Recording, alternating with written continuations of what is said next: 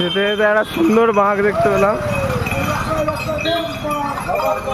আমার বাকি বন্ধুদের পায়ে লাগার কারণে তারা টোটোয় আসার সিদ্ধান্ত নেয়। তাদেরকে তুলে দিয়ে আমি এবং বিরজু দুজনে বেরিয়ে পড়ি। বাকি যাত্রাপথ একসাথে হেঁটে যাওয়ার সিদ্ধান্ত নিই আমরা। এসে গেছি তারকেশ্বর, 22 কিলোমিটার, আর মাত্র 22 কিলোমিটার যেতে হবে, খালি হয়ে যাবে কালী বাবার দর্শন। কালী বাবার দর্শন।